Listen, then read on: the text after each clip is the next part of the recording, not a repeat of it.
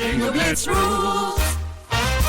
If your bingo has ads in it, That's not a bingo. if it doesn't have the coolest tournaments, mini games, and the most breathtaking design, Nope, not a bingo. if your bingo moment makes you feel so excited that you just want to burst in joy and scream out loud, bingo! Sorry, so you're playing... Bingo Blitz? Now that's a bingo.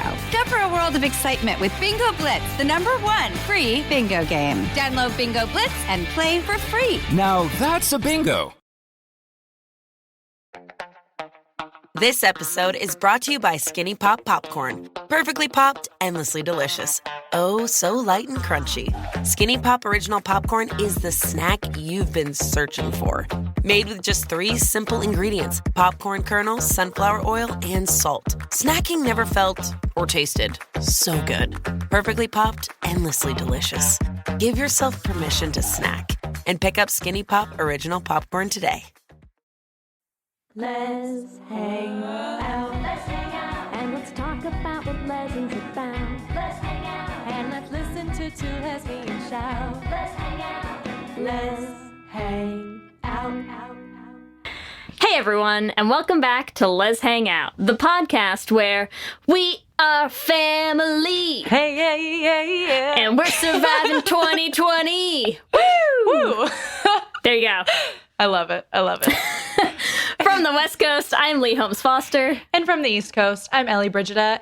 To those of you who have been with us through this whole journey, thank you as always for listening. If you're a new listener, welcome. We're excited to have you here. And here's what's happening this week. This week in the Lesdom. This Week in the Lesdom is a place where we can touch base each episode about things going on with the podcast or otherwise. And this week, first of all, thank you all so much. We made our goal and then some for the Flame, which is really exciting because that meant that we got to do our table read this past weekend. I really don't have words for how incredible it is to be able to actually hear the words and have this entire story ready to be told for you. It was really amazing, and it is all because of you that we can do this. So thank you so much from the bottom of our hearts. We cannot wait for you to hear this ridiculously gay musical. We will not stop talking about it until it comes out, so don't worry. In the greater Les universe, Elliot Page very recently came out as trans. We are so happy for him living as his authentic self, and for any of our listeners who are in the trans community who see themselves represented with Elliot. We are so happy for you and happy for Elliot. Another thing we need to talk about in the Les universe is the happiest season. Don't worry, we will be having an episode on that in a few weeks. All I'm going to say for now is justice for Riley, justice for Jane. We will get into it. We also want to tell you about a new movie from Tello. It's called I Hate New Year's, and it's actually one of the cutest holiday films we've seen in a really long time. There's original music incorporated in it. The two main leads are both professional singers, so their songs are actually really incredible. You can check that out on Tello. We highly recommend it. Before we start this episode, we want to give you all a trigger warning that we do talk a little bit about suicide prevention, and Elena's own struggle with suicidal thoughts. It's not the main focus of this episode, but it's a big part of Elena's coming out journey, so we felt like it was important to talk about. For any of our listeners who might be more sensitive to that topic, we want to give you a heads up before you listen to this episode. That's what's happening this week. Back to you, Ellie and Lee. Thanks, Ellie and Lee. We are so excited to bring you episode 7 of season 4, Raising Gaybies These Day-bies. With a special guest, we are so happy to be joined by Elena Joy Thurston tonight. Hey, you guys! I'm so excited to be here. We're very happy to have you, and we appreciate you hanging out with us in your hotel room on the road. This is so exciting. It really is. The dedication. Yes, very dedicated. I would not miss you guys. You are a non-negotiable. Yes. Stop it. But no, please, more. For those of you In our audience, Elena Joy Thurston is an inspirational speaker, organizational trainer, and a writer, and the founder of the Pride and Joy Foundation, an organization that is dedicated to decreasing the suicide rate in the LGBTQ community. We really are. We're so happy to have you here, and we're excited to talk with you today. So why don't you tell us a bit more about the Pride and Joy Foundation? Yeah. So the Pride and Joy Foundation is so new. We just started when COVID hit. It was like on my bucket list, like it was in the 5-year plan, you know, but I was doing so much speaking last September. I was doing a TED Talk and it kind of blew up and it was awesome. And I started being able to speak all over the country. And then March hit, right? And I had 8 speaking gigs cancel within 24 hours, like everything on my books. And I did what everyone did and laid down on the floor and covered my head with a blanket. Sounds right. I'm still there, actually. Yeah. Haven't moved. Lee has a blanket right now. We cannot see her. Yeah. So then it was just like, once I started hearing from, there were so many young queer people that had to be quarantined with families that didn't know how to affirm them. Like either they didn't even know or they didn't know how to be affirming. And then we also had like parents, like mixed orientation marriages who were like, holy crap, I thought I could fake it, but I can't fake it anymore. Yeah, no. Like so much of that happened. And so then it was like, all right, the plan is sped up. Foundation needs to get started. We've got to start building a community. We've got to find these people and reach out to them. So yeah, that's how it all started. It's interesting because we noticed the same thing. Like we get emails and messages like on Instagram and stuff from our listeners. And we've been saying like, and even from like the earlier days of quarantine, that Ellie and I noticed that like the amount of outreach that we would get and also the quantity but like the tone and the type of messages that we started getting like over quarantine, that we would hear a lot more from listeners like in those situations. I can't go back to college and I came out last year and my family doesn't know, or my family isn't okay with it, or we just felt there was like this very stark difference in the amount of like people seeking like, just I need that connection. Yeah. Hi, are you out there? And yeah, I mean it was like immediately noticeable, I think, like the difference that made. So yeah, we support you making a foundation to help deal with it, because it is, I mean, it's like in these unprecedented times, it's just not something that I think people have really even ever been prepared for how to navigate, Absolutely. And I feel like our worldwide baseline anxiety level has just really increased. And so for those of us that struggle with anxiety, like our baseline level doubled, right? But now we have the people in our life who didn't used to struggle with anxiety, and they were like our safe harbors, and now they have a baseline level too, right? And then we just turn on anything and our anxiety goes up even more. Like, so all of our coping strategies are out the door. Yes. Is it funny though? Because I'm like, I feel like as someone who's had a lifetime of dealing with anxiety, like I felt so prepared for this. I'm like, oh, crazy baseline anxiety levels? That's, I've trained for this. I'm ready. You're like a marathon anxiety runner. I'm ready for this. Just worrying all the time about the worst possible outcome of every situation. Oh like, yeah, that's my jam. That's what I do. I'm so ready. I love it. I'm crushing quarantine is what I'm saying. Trophy goes to you. But I do think like we all need more resources. So it's great that you have started this foundation. I wanted to actually go back a bit because you said something in your intro that I think our listeners might want to know more about. So you said mixed orientation marriages. I think that's a good jumping point to sort of start to talk about your coming out story / origin story. So number one, what does mixed orientation marriage mean? Sure. Yeah. So mixed orientation marriage is where a couple, usually a husband and wife, one of them is usually on the LGBTQ spectrum somewhere, and one of them usually identifies as straight. You definitely have those couples, especially in religious communities where the man is gay, the woman is also a lesbian, but they have a desire to have a traditional family, to live out a traditional lifestyle. Those people totally find each other and somehow find happiness. And I love that. But that's definitely outside of the norm. Typically in a mixed orientation marriage, you have someone who's straight and someone who's not. And sometimes people don't realize they're in a mixed orientation marriage. That would be me. It happens. It happens. So, so I was married at age 20. I was part of a really conservative faith community. And it was very much encouraged that you needed to get married. In fact, getting married and sealed in their holy temple was the only way to return to heaven and get to heaven and be with God and that whole thing. If you're single, too bad, so sad. So I did that, right? I mean, like when heaven's on the line, you do whatever you need to do. You gotta do it. Right? So I got engaged at 19 and married at 20 and had 4 kids by 30. And then the last one went off to school. And sometime when I was 37, I realized, oh dear, I really like women. And that might be why I hate my life. Yeah.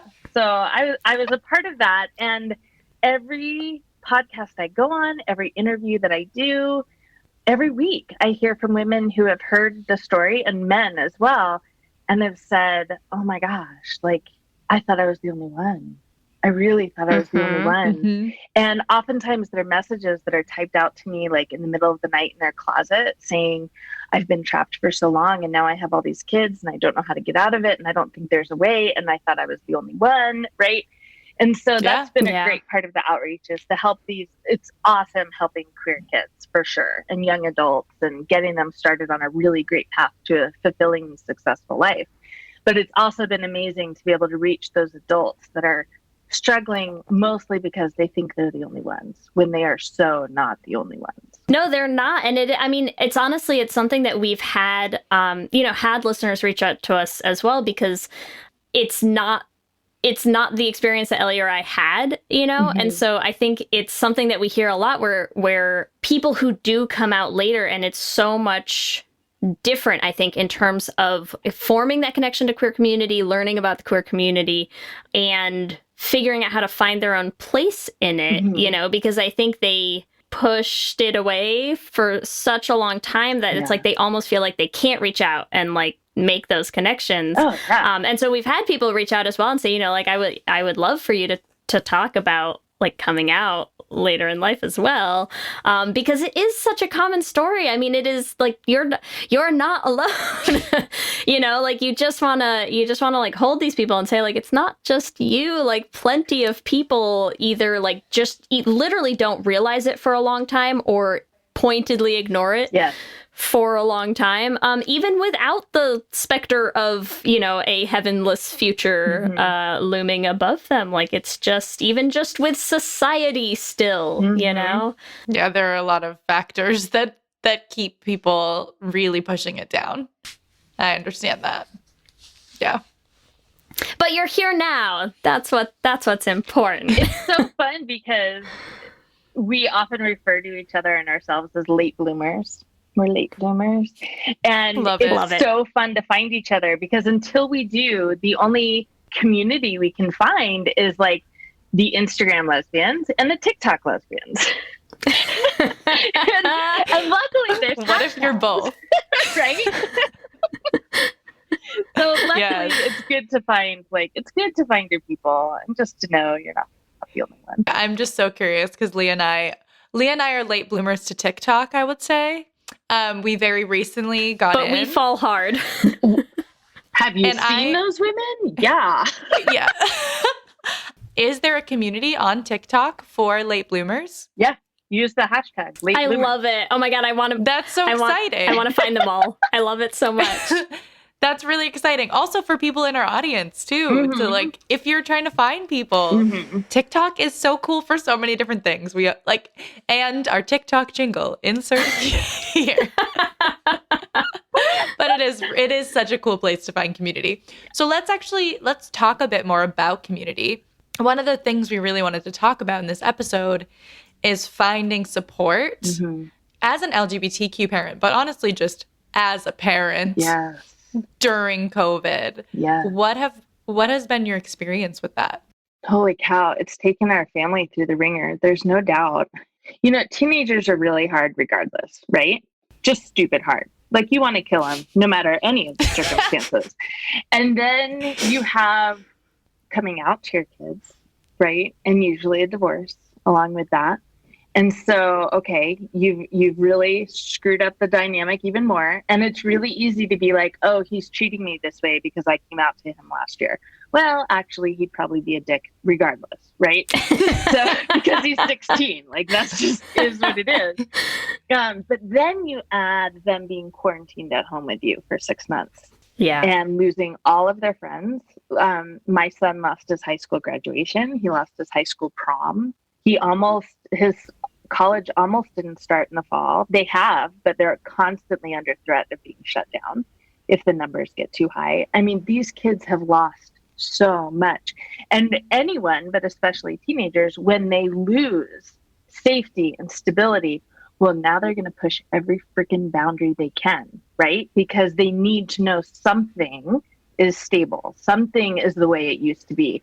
So if I do this and piss mom off, is she going to come down on me? Because that's going to feel safe, right?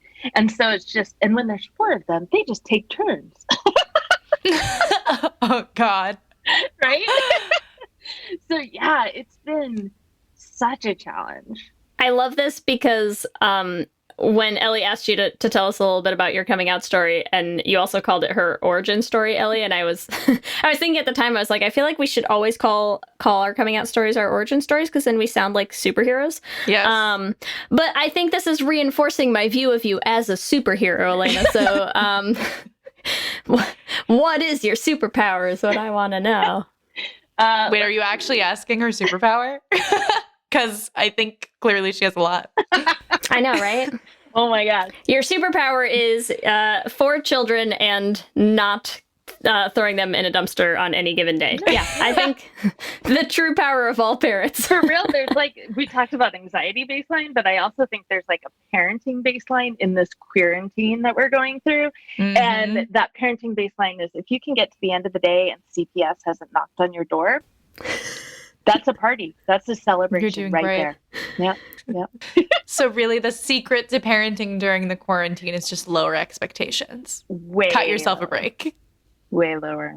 Yeah, because if you think about all the mental fatigue that's happening, I mean, when we're tired, regardless, we don't communicate well, right? And so when you have 6 people in a house that are all tired emotionally and physically, and they literally don't know what the president of the country is going to do in the next hour, right? Like that is exhausting. And so the miscommunication is a big deal. It's a really big deal. And so being tender with yourself and with your kids, it's your saving grace. I mean, the pandemic, the quarantine, it's hard on everyone. Yeah. Just everyone. But I think for parents, there's a whole other layer where you're not just trying to work through your own shit for yourself, right? We are all dealing with our anxiety climbing up, or you're dealing with, the loss of your social life or the loss of work or the loss of people. I mean, but so it's we're all dealing with our own stuff, but then for parents, especially through this, we're also dealing with every one of our kids' emotional loads as well, in ways that I don't think parents have ever really been trained to do. I mean, I think as much as you learn a lot with having kids, not every parent is a trained therapist, right? To know how to navigate all of this. So yeah, I feel there's 2 main things that I hope every parent knows, have access to. One is the therapists are all online right now. So you can get access to any therapist in the country. You don't only have to go to the one in your state right now or the one in your town right now, right? So all of my kids have video therapists that they can access. They know how to make their own appointments. They just go in their room with their phone and they get to have therapy in their own bedroom, on their phone, with their headphones and their own therapist. But I will say that's incredible privilege, right? I mean, I can't afford it, actually. My ex-husband pays for it. But if you have the money, that is available to you. And luckily, there are really great programs, especially for LGBTQ youth and their parents, Like I'm thinking just right now in Utah, there's this program called Encircle House, like circle, but Encircle House. They have 3 different physical locations, but during quarantine, they've opened up their programs online. You can get, if you don't have insurance, you can get free therapy via a video call. And it is specifically affirming the LGBTQ experience. I mean, oh, that's awesome. Right? Like that's incredible. So please don't feel like you have to be your kid's therapist, right? Like reach out and find someone good, because you're teaching them, okay, when we're in a hard time and I need extra help, it is available and I can find it, and it's socially acceptable to do that because everyone in my family can do that, right? Like I didn't start therapy till I was 38 years old.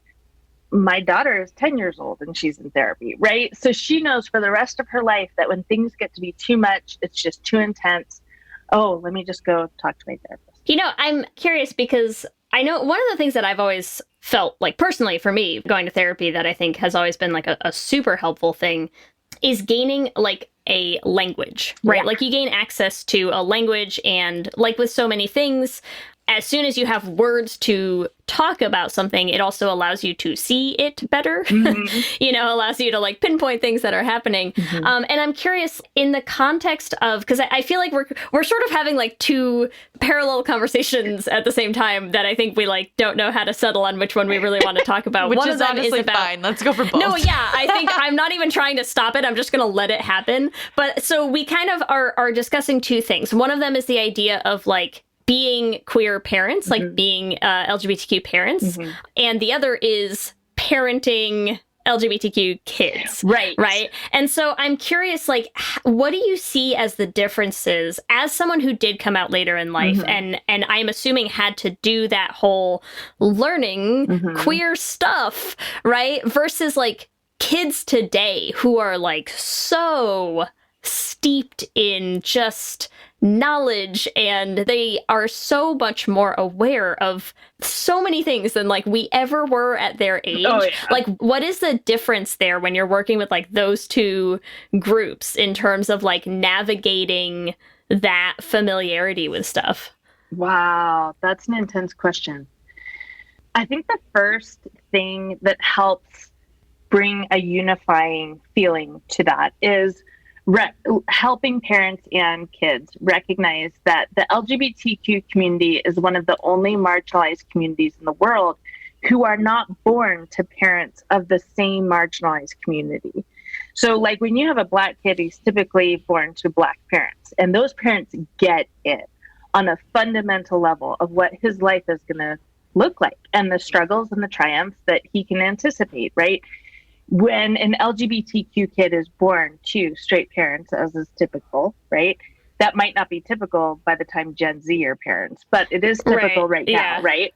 They don't get it. They have to try really hard. And even then it comes from an understanding of empathy. It doesn't come from an understanding of lived experiences, right? And so that's why in the Pride and Joy Foundation, our community, we specifically put together parents of queer kids and queer parents with presumably straight kids, because what we've noticed is that we have these straight parents will come on to the discussion group and they'll be like, okay, my 16-year-old is gay and I need to have the sex talk with him, and how the hell do I do that? I have no idea how to have the sex talk with a gay boy, right? And then you've got these queer parents that are like, I got you, like let me help you out with that.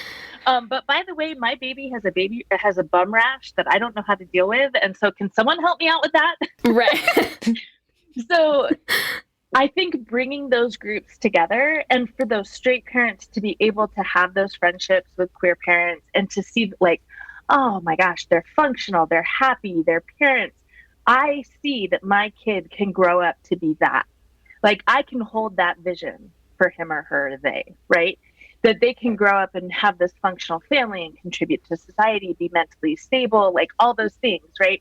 And those queer parents can look and see like there's so much that like they often don't take in, you know, like for example, this is a really dumb example, but we had a discussion on the board recently about the brat diet. I don't know if you guys know what that is. Okay. So it's Like when you're sick. when you're sick, right? Bananas, rice, Yeah. applesauce, and what's the tea? I can't remember. Toast. There it is, toast. And so a lot of us moms, seasoned moms, were like, oh, your baby's like has a ton of diarrhea. Okay, this is what you do, right? And it was just something that like almost no queer adult in the community knew about. Like it just, I'm sure it had been talked about around them, but I don't think often my peers that are queer didn't envision themselves having kids, right? And so they didn't pick up on a lot of those cultural things. But now they're in that situation. They really want to have kids. They've figured out a way to have kids, but there's all these nuances that are really challenging. So it's really fun to bring those groups together and let them support each other. That's awesome. Yeah. That's actually a really interesting concept that I'm like, that makes so much sense, but is like to be like a gay teenager or a gay person in college, and you're just like, yeah, you didn't envision your life being traditional, so you're not gonna like prep yourself right for it. Yeah, that's so like, and I didn't even like really think so much about that, but that's very interesting. Yeah.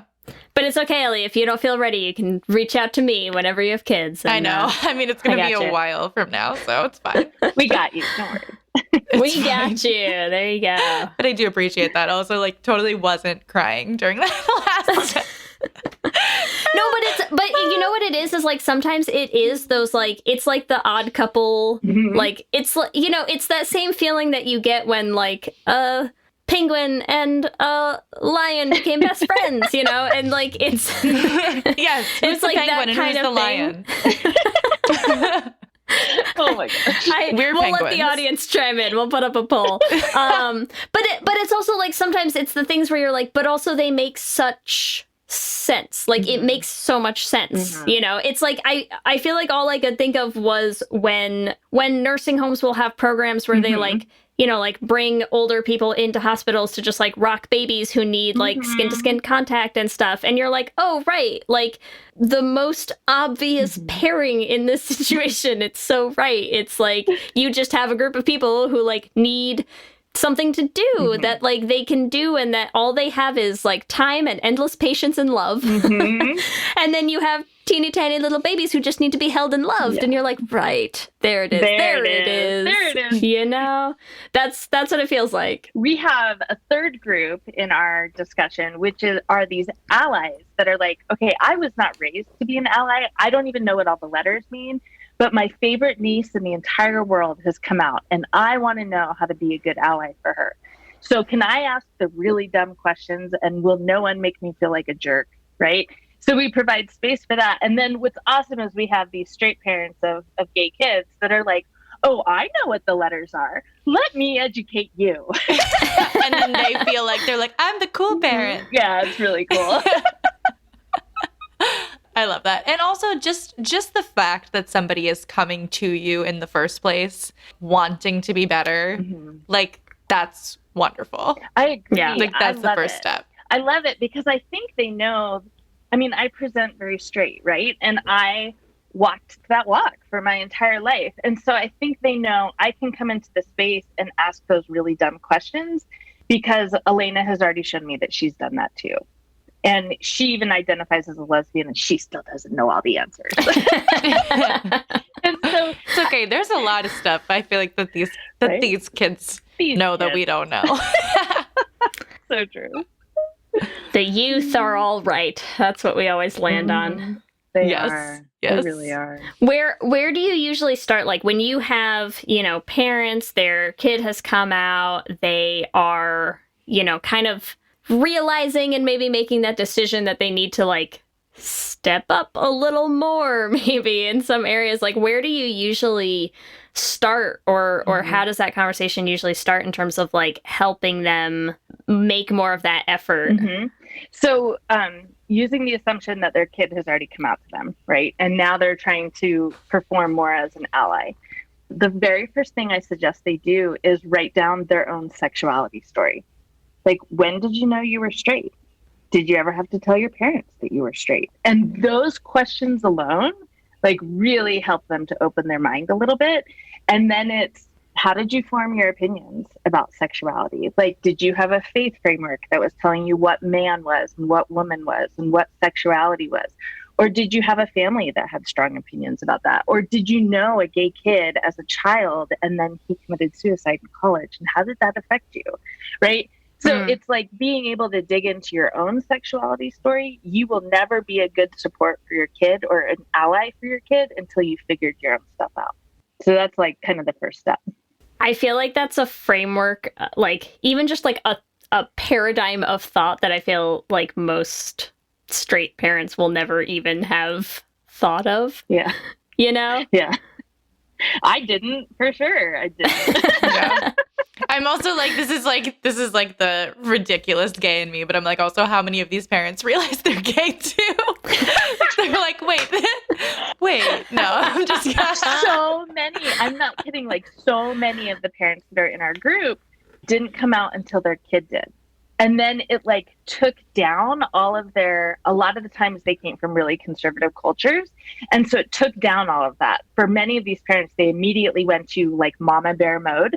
Like, no one's going to hurt my child. I'm their biggest defender. And they get to know their kid really well. And they start seeing themselves in their kid. And so it's very I love it so often. much. Yeah, it's very often that especially a mom or I haven't heard of too many dads, but I think that's because I'm a woman and more women gravitate towards me. But definitely there are so many moms that are like, yeah, 3 years after my kid came out as trans, I realized, yeah, I'm totally a lesbian. not surprised. That's so incredible. It's like it just makes me think of, I just saw a post on Twitter where someone was saying that they were in a class and some girl had to get up and it was like some argument against gay marriage. Okay. And it was like, she was like, well, of course, like you can't allow gay marriage because then like every girl would marry a woman. Like nobody would marry men. Like, am I right, girls? And like every other girl in the class is like, cricket. And like, she's like, right. I mean, like, obviously everybody, if they had that choice, would obviously marry a woman. That would be the big problem with allowing gay marriage. So, yeah. Date after Girl needs to realize some things about herself. Oh my gosh, but isn't that like so many of us that came out later in life? Like, I remember I had a pivotal moment. I'd gone out for like a girls' night with a good friend. We were standing in line at a bakery to get a cinnamon roll, and she's complaining about her husband, like all wives do. And I said something. It was like a joke, which was like, well, it's not like wives enjoy sex anyway. And she like stopped and she was like, no, Elena, some of us really do enjoy sex. I was like, oh no, shit. Not good. You're like, damn, I thought we all thought the same thing. Right? It's okay. Oh, no. It's okay. One time I was on a car trip with my friends and we were playing this stupid game where they were like, you know, who's the most likely to do this? Who's the most likely to do this? Like, you know, whatever. And then one of them was like, oh, who do you think's the most likely to be gay? And like, we're all straight in the car, right? Uh-huh. And I was like, I know it's me. Shut up. And then like literally like didn't come out for like 4 years after that. But I was like, yeah, I'm the most likely to, but I'm still straight, just like you. Oh my gosh. That's amazing. Like, so bad. The self-denial is strong with this one. It's strong. Yeah, it was very strong. It is. Very strong. It's like, if it was anyone, it would be me, but it wouldn't be any of us. But it's definitely fine. not. Also, obviously. like 2 out of 3 of us are some sort of queer from that car, so fine. Fine. It happens. It happens. Mm-hmm. I know, also completely different conversation, but wonderful. It's the hindsight for me, Ellie. That's, Lee, look at you talking Gen Z. I'm trying so hard. I'm gonna be cool for the kids, okay? Oh Lord, I love it. I just want to keep telling stories about we didn't know we were gay forever. All right, I'm down for that. We could. This episode is sponsored by BetterHelp. And as we head into Thanksgiving time, I want to start by thanking my wife, Kelsey, who has not only listened to just about every episode of this podcast for 8 seasons now, but who also is the only reason I'm able to make time to record it every week. She takes the kids, gets them dinner, and gets them ready for bed just so that Ellie and I can come on and yell about gay things into each other's faces for an hour. So here's a reminder to send some thanks to the people you're grateful for in your life, including yourself. I've been in therapy for a long time now, and one thing that's so important about therapy is how it teaches you to be more intentional. And being intentional about gratitude and how to show that to the people you appreciate is just one of the many benefits that I've gotten from therapy over the years. If you've been thinking of starting therapy, consider giving BetterHelp a try. I know how hard it can be to find time for regular therapy, and BetterHelp is designed to be flexible and convenient for your schedule. You can fill out a brief questionnaire to get matched with a licensed therapist, and you can switch therapists at any time for no additional charge. If you want to start being more intentional about gratitude in your life, visit betterhelp.com/letshangout today to get 10% off your first month. That's BetterHelp, HELP.com/letshangout. Let's hang out. For many businesses, the holiday season can be both an exciting and stressful time. With so many balls in the air, one thing you definitely want to know you can rely on is how you're selling your products. And with Shopify, you can rest easy knowing it's the home of the #1 checkout on the planet. Nobody does selling better than Shopify, and when it comes to successful brands like Aloe, Allbirds, or Skims, an often overlooked secret is all the things that go on behind the scenes that make selling, and for shoppers, buying, simple. For millions of businesses, if you take a peek behind that curtain, you'll see that Shopify is what makes it all possible. Shop Pay boosts conversions up to 50%, so that's more happy customers and way more sales going. It's true all the time, but especially this time of year, your commerce platform better be ready to sell wherever your customers are scrolling or strolling, on the web, in your store, in their feed, and everywhere in between. Businesses that sell more sell on Shopify.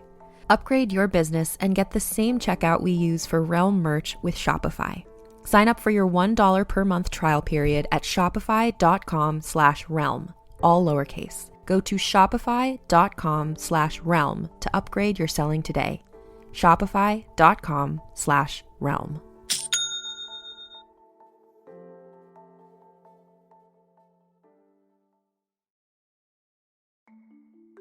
For many businesses, the holiday season can be both an exciting and stressful time. With so many balls in the air, one thing you definitely want to know you can rely on is how you're selling your products. And with Shopify, you can rest easy knowing it's the home of the #1 checkout on the planet.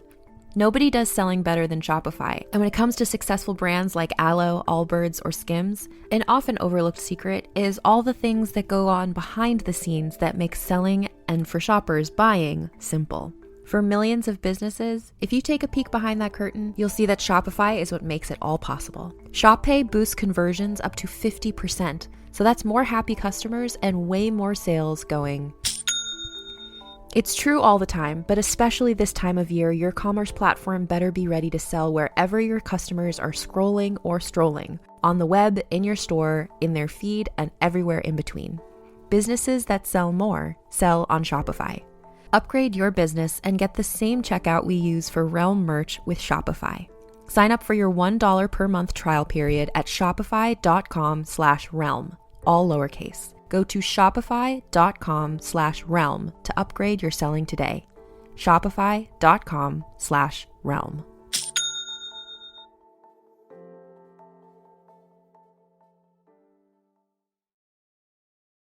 Streaming December 12th on Peacock. Paris Hilton and Nicole Richie are back. That's hot. Loves it. For a show-stopping reunion that will prove putting on an opera is anything but simple. We're really good at this.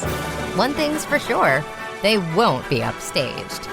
Good to have you back. Come on, we've got a show to do. Paris and Nicole, The Encore, a 3-part reunion special, streaming December 12th, only on Peacock.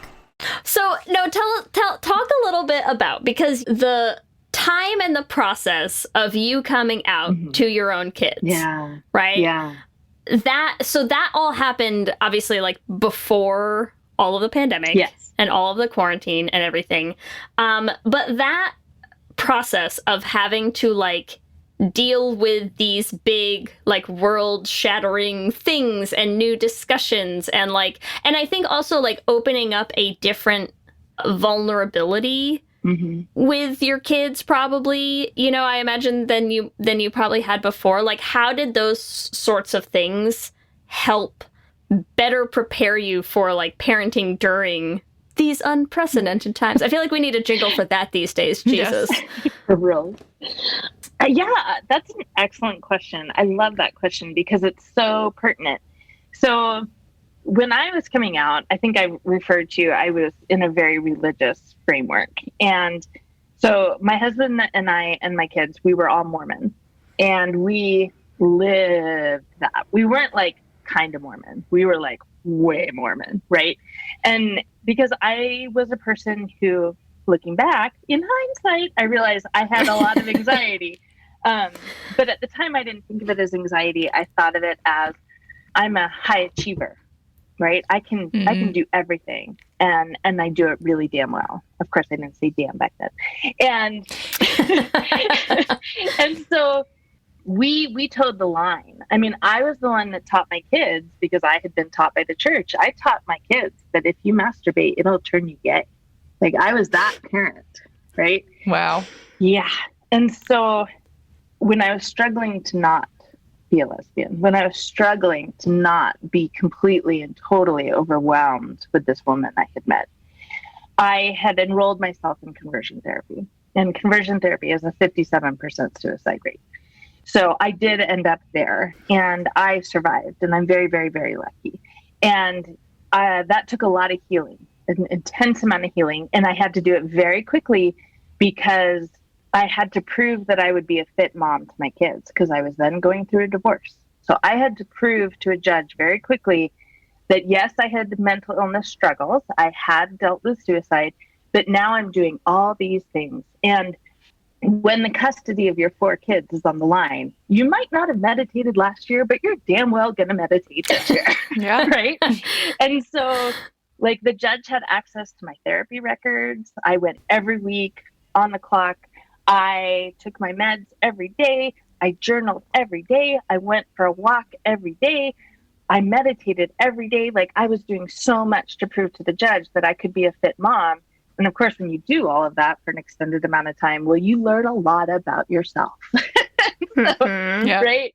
And so I am now the mom that, instead of teaching them how to police their bodies and police their actions and police their thoughts, I'm now the conversation at the dinner table is, hey guys, mom had this crazy trigger today, and this is how it manifested, and this is how I figured out what it was about, and this is how I resolved it.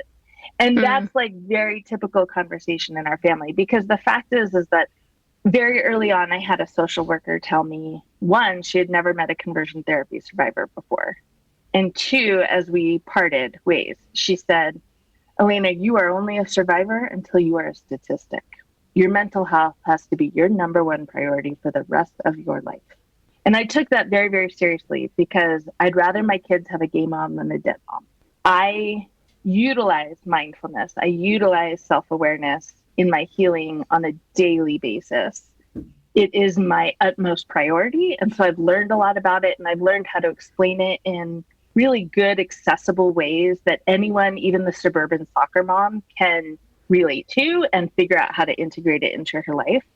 And so that has been pivotal in this whole quarantine thing, both for myself, but also for working with my kids and helping them realize, okay, yeah, your anxiety, it doesn't manifest the way my anxiety does. Your anxiety manifests like this. And 18-year-old, your depression doesn't manifest the way mine does. Your depression manifests like this. And so let's start figuring out that when we get to step 3 in the depression process, what are the coping skills that we're going to put into place, right? I love it so much. Lee's therapy nerding out.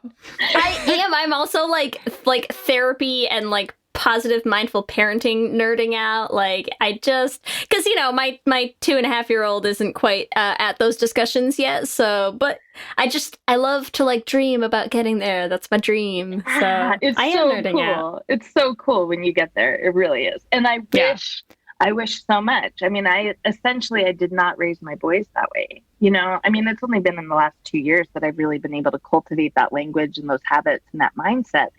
And so, like, I have an 18-year-old now. You know, he was raised by the mom who would white knuckle through every single day and thought that all the moms in the neighborhood were doing that. So it was normal, right? Like, he was raised by a mom that when he accidentally found porn on the computer, oh my gosh, it was really horrible for him how I reacted. It was traumatic for him how I reacted. So it's kind of hard. It's almost like I'm parenting against my ghost.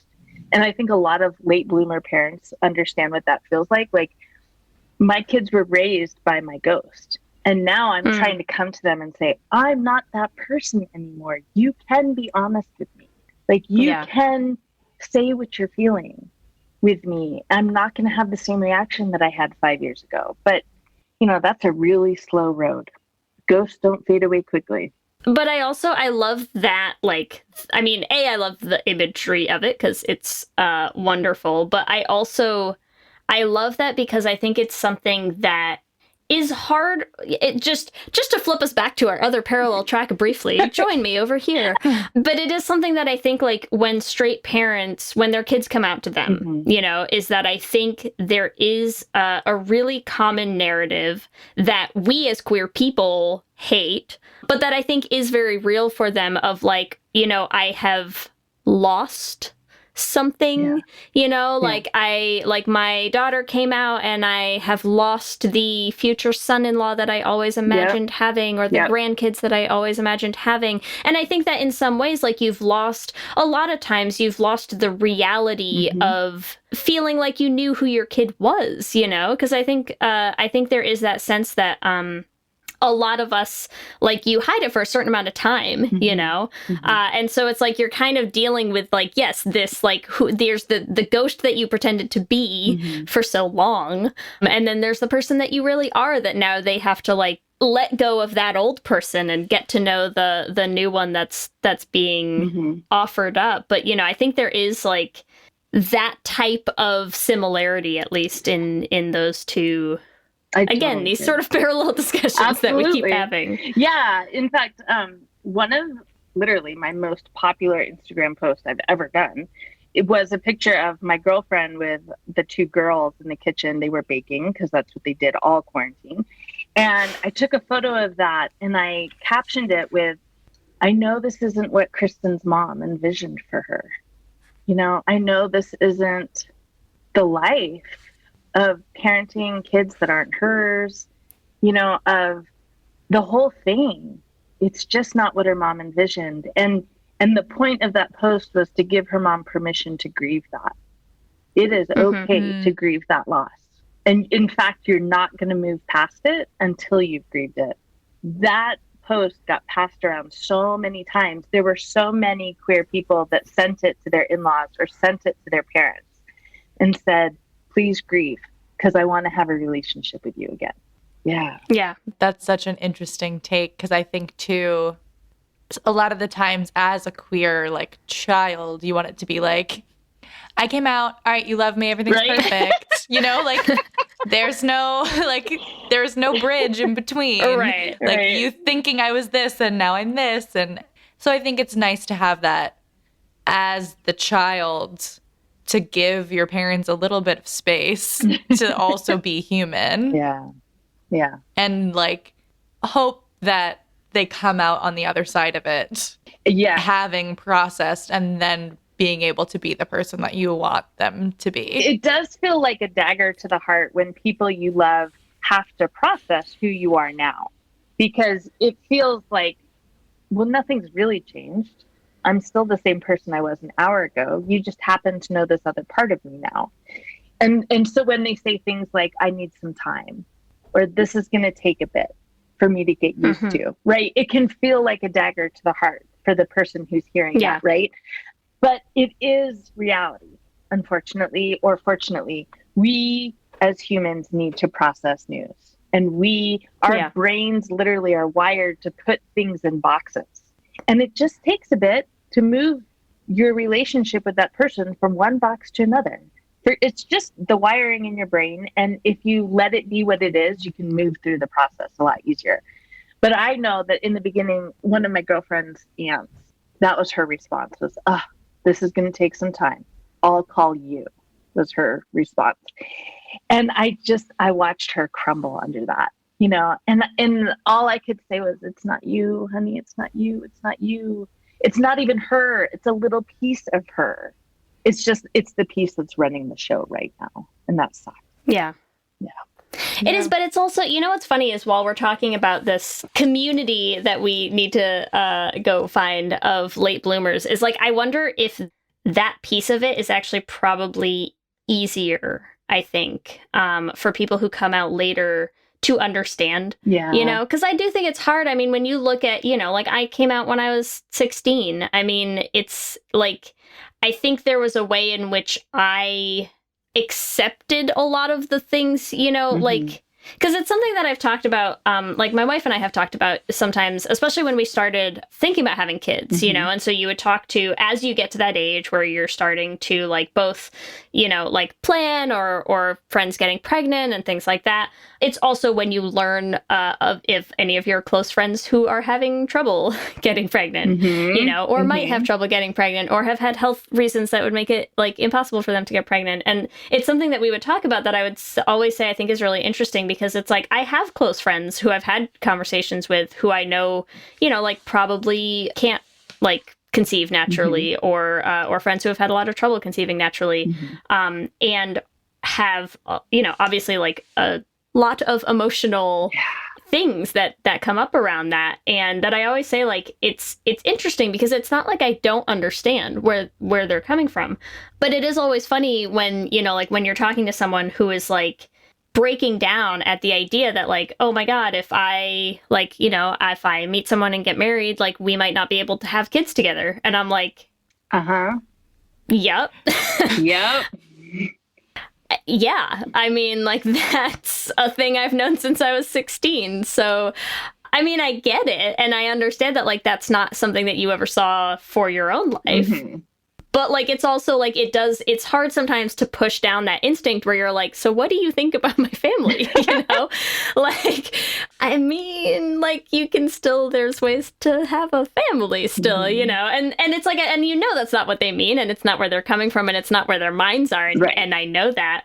But I do wonder, like, when you come out later and you have a family and a life and a friend group and a social circle and a network and a routine and a home, and you know, like there are so many different things about coming out when you're 37 than when you're 16, you know, like it is not the same ball game. And I'm sure in some ways, like even just you saying like I'm parenting against my own ghost, like there are ways in which you lost a lot yourself of like your own life and your vision of your future and what you wanted so hard for it to be, that I imagine probably make it easier to understand someone having to process all of that.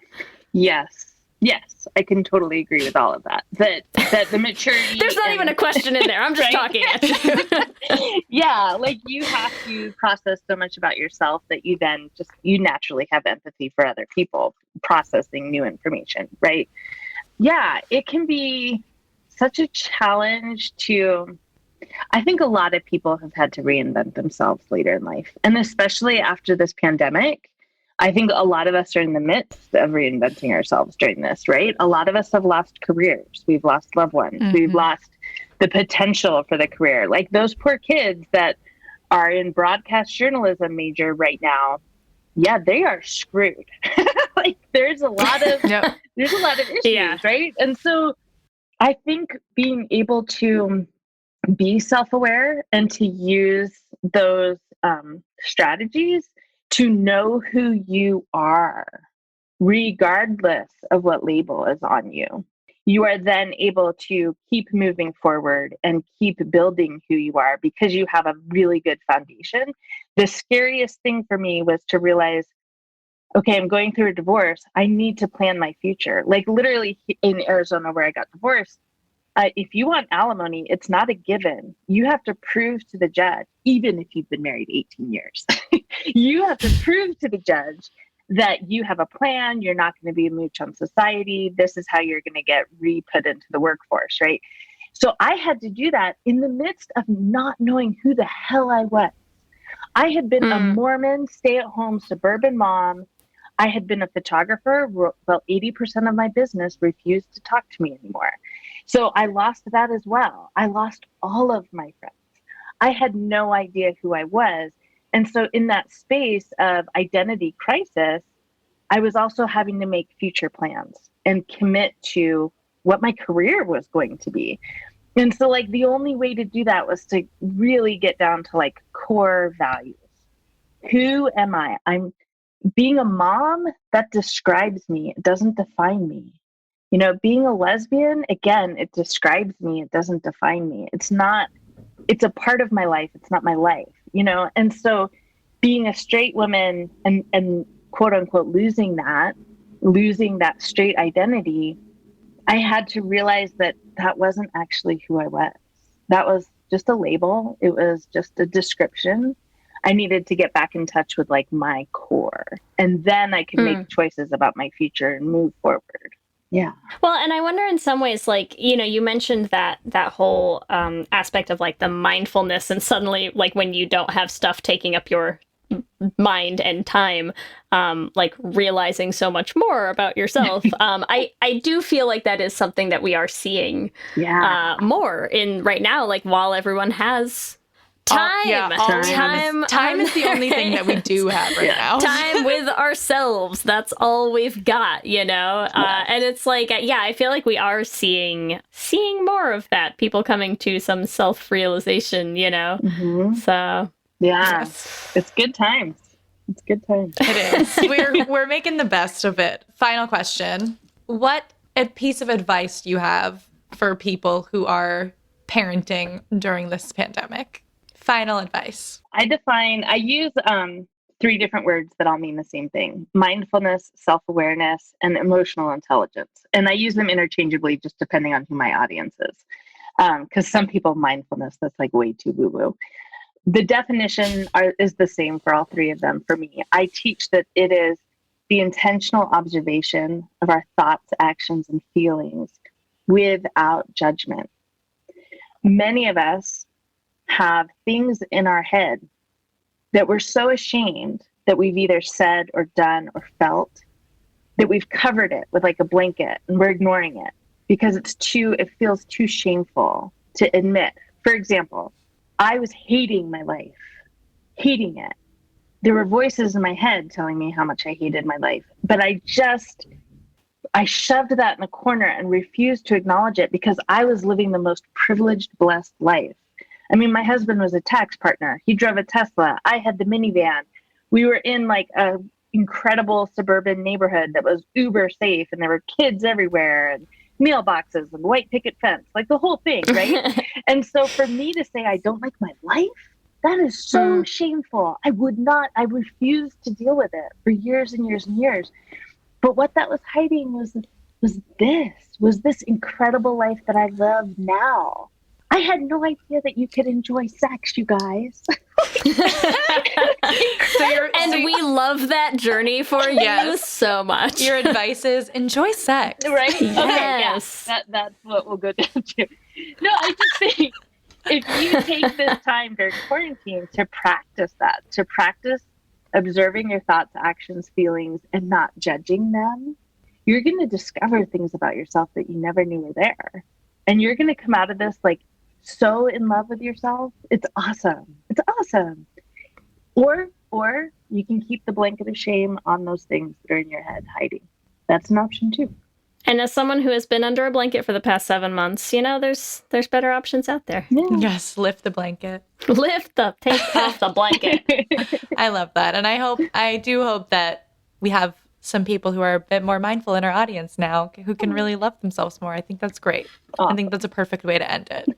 I think so too. Let's head into our Q and Gay. Q and Gay. So here's our first Q and Gay question. Number 1, are you a late bloomer? A, yes, or B, no? A. Yes.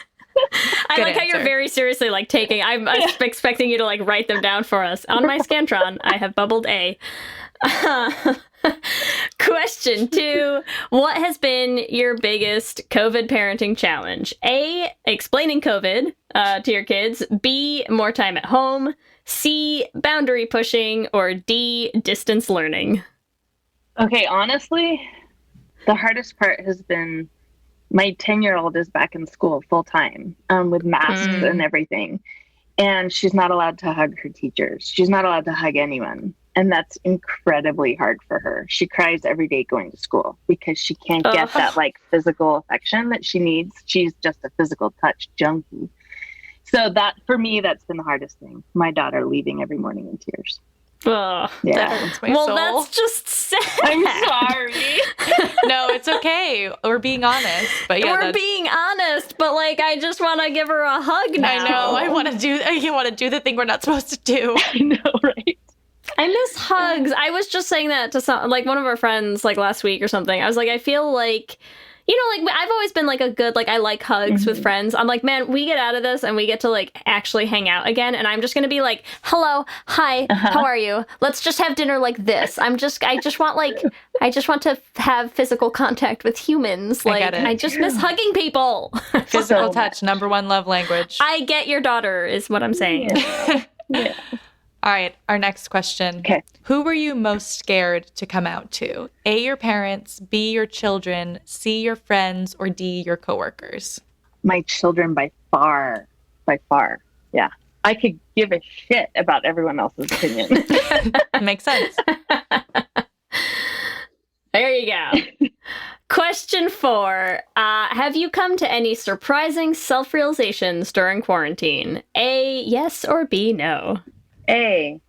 Ooh, I like it. Just the answer, no details. It's good. Yes, Leaves us guessing. All right, final question. Were you raised by A, straight parents, B, LGBTQ parents, C, other family members, or D, raisins, which Lee has informed me is another word for the people who raised you? Yeah. I love it. Yeah. I was raised by A, straight parents. Me as well.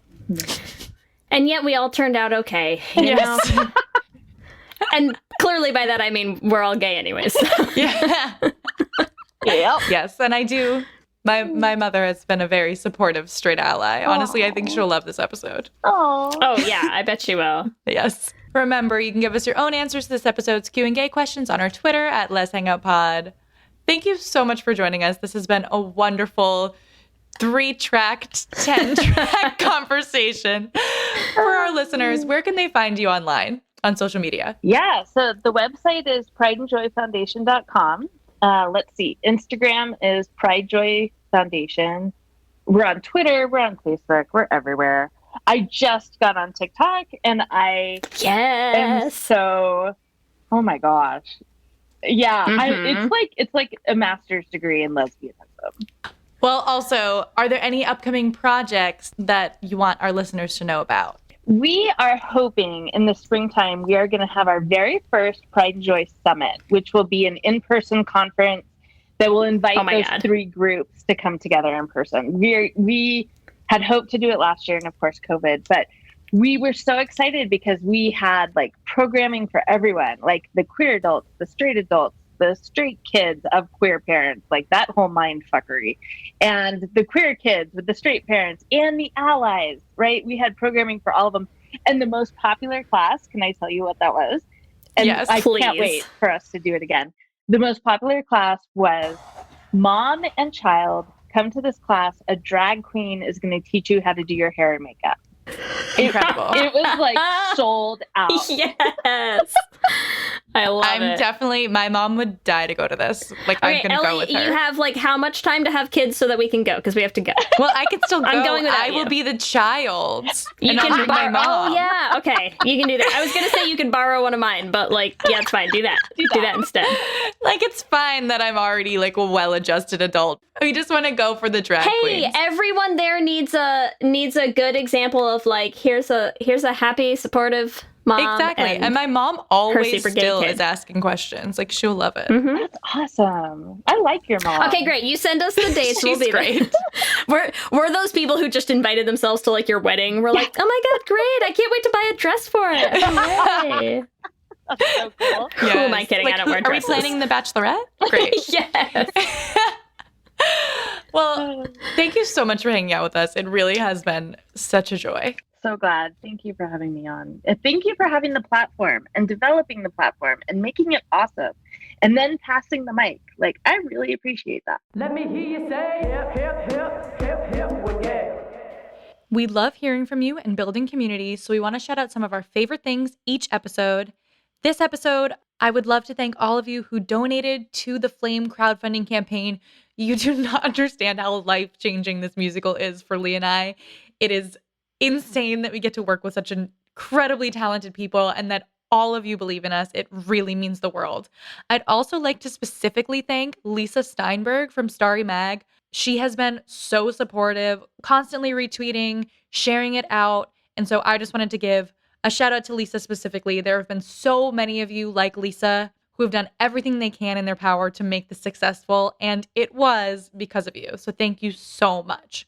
And as always, we'd like to thank our Lesbian Jesus patrons, Mark Foster, Jess Klaus, Tanya Ferguson, Danny Griswold, Jacqueline Rosenshino, Sarah and Julia, Carrie Ann Lawrence, Danny Gunlock Tamora, Brittany Ray, Alana Rosen, Tara Gleason, and our King Princess patrons, Amy and Ellen, Leah Henley, Liz Chen, Wendy K. Bartlett, and Evelyn Smith.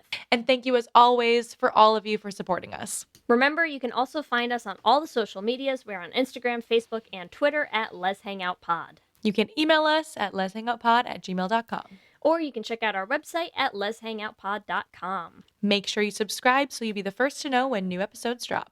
We're also still putting videos up on our YouTube channel. Make sure you subscribe at youtube.com/leshangoutpod to catch them. If you want to support the podcast, the easiest way to do that is to rate and review us on iTunes. It helps other people find the podcast, and we just love hearing all of the glowing reviews that you have about our beautiful podcast. If you want to help support us financially, you can join our Patreon. We have so many fun things. We love our Patreon Discord chat. We've had a couple new people joining us there lately, and it's been a lot of fun. You can find that at bit.ly/lespatreon. If you want to get some Les Hangout merch, now is the perfect time to do it. Get your holiday gay swag for your gay cousin, your gay friends, your gay aunt. My gay aunt has so much of our merch. Your gay self. Your gay self. Get yourself something or tell all your family to get it for you. And you can do that at bit.ly/lesshop. If you want to follow us individually, you can find me on Instagram, Twitter, and TikTok at LSH Foster. And you can find me on Instagram, Twitter, and TikTok at Ellie Brigida. With that, I'm Ellie. And I'm Lee. And let's hang out again soon. Let's hang out.